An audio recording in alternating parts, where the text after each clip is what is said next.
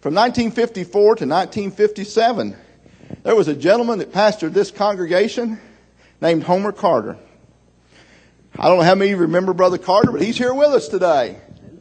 So, Brother Carter, will you come up and share with us just a few moments?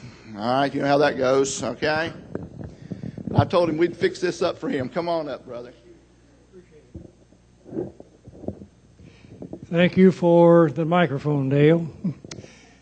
I want to confess my age. Somebody's already said back on the back row, in your 90s. Is that it?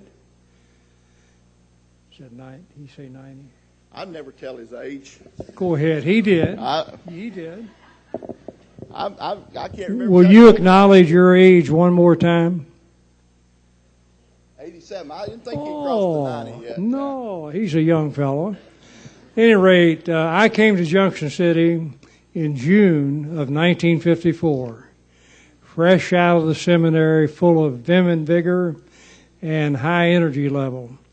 I stayed 40 months, but those were exciting 40 months, and they provide a ton of memories, many of which I could reminisce about this morning, but I'm going to be kind to you. At any rate, I had a birthday Friday, and I'm only 83, so I'm the second oldest guy here this morning. At any rate, sometime check it out. I was so glad to hear from J.V. Case, Robert Fitz this morning through your pastor. They both were dynamic, really impressive leaders who left a mark on this church and were very crucial in the mindset that made it possible for Ernie White and others to come along and do what they were able to do. Ernie, you're here somewhere. Ernie, you know, Ernie and Fern. Oh, Ernest Martin. Oh, there you go. I wasn't sure who he was talking to, Ernest. I knew who I was talking to, Ernie. I'm only surprised that Ernie didn't. But at any rate, I want to say they're not only emanating good spirit this morning, but they're both real good-looking people to be as aged as they are. They're a little bit younger than me, so I can say that. Ernie's been a good friend for many, many years. And you can go through the pastors and spot time and time again, even though this church has not maintained long ministries, they have entertained some good leadership.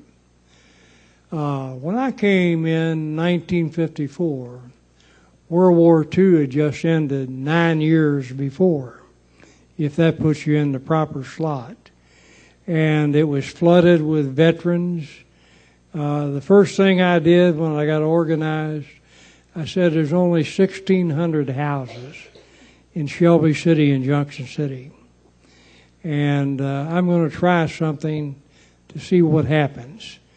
I made it a commitment that I would visit every one of those homes within 6 weeks once I got started.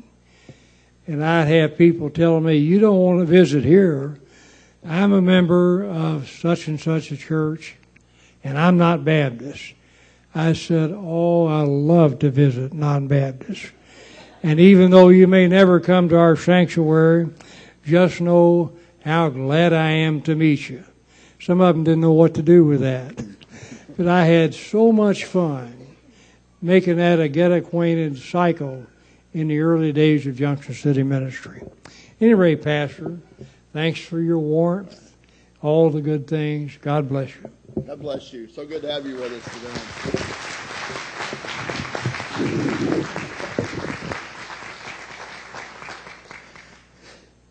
Brother Carter was able to be with us when we dedicated this facility 5 years ago, and certainly good to see him back with us today.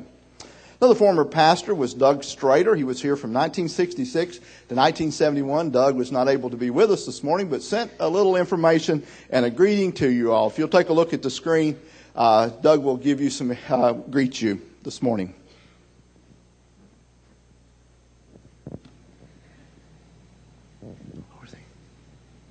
Greetings to the family at First Baptist Church, Junction City, Kentucky. I'm excited for all of you folk as you celebrate your annual homecoming, and I pray you have a great time of worship and fellowship together today. I'm also excited that you've got Mike Hatfield as your speaker. You might remember, some of you at least, that Mike was just a little 8-year-old fellow when I left there, but I'm grateful for what he's doing in his life and how God is blessing him. Esther and I are so sorry that we can't be with you today because I've already been back to 2 former churches this year for homecomings, and 2 others invited me, but I took the first 2 that came to me and was unable to accept the last 2, and I hope you will forgive us for that. I want to bring you up to date on our family just a little. All of our family live in Louisville. Mark and Karen have 2 children. Kelsey's a sophomore at Georgetown College, and John Mark's a sophomore at Ballard High School. Stan and Jackie have 2 children. Brandon is a college graduate, and Jordan is a junior at St. X High School. And Lisa is single. We had a great time when we were at Junction City Baptist Church. You folks were so good to us, and you're still thought of very fondly. And some of the greatest times of our life, really, were celebrated at Junction City. And part of the reason for that was that you folks were so kind and so good to us, and we just thank the Lord for that. But Esther and I are so excited about what God is doing at First Baptist Church, Junction City today. And I know that that hasn't just happened. I know it's taken hard work and prayer and dedication and commitment on the part of all of you. And Brother Dale and Steve and other staff members have all done a great job and continue to do a great job of leading you to accomplish things for the Lord. I just pray that you have a great day today and that this new year coming up will be one of the best years that you've ever had.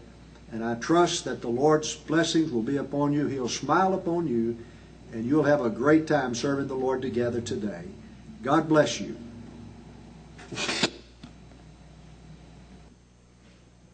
All right. Certainly good to hear from Doug also today. We'll skip 2 others who served the congregation, and we have a letter from Darrell Harrison, who served from 1979 to 1985. Dr. Harrison is now the president of Gadsden State College in Alabama.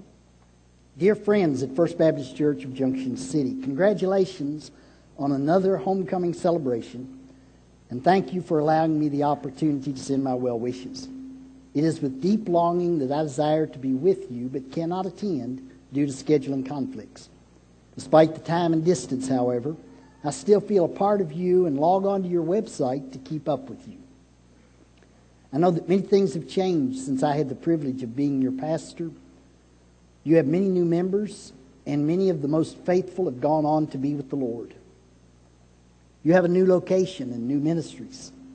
One thing I'm sure has not changed.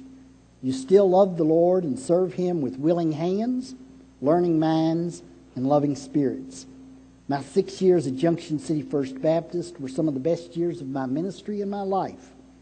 I remember telling you on my last Sunday there that a piece of my heart would always be with you. It still is. This past weekend, I located a photograph album that you made for me when I left. As I looked at the faces, I remembered fondly the good people of Junction City First Baptist Church and how well you took care of me and my family when we were there. I also remembered the words of a Michael W. Smith song that was popular when I was in Junction City. And friends are friends forever if the Lord's the Lord of them. I find that to be true now as when I left 25 years ago. May the Lord continue to bless you richly and use you purposefully in His will and grace. With deep appreciation and warmest wishes, Darrell Harrison.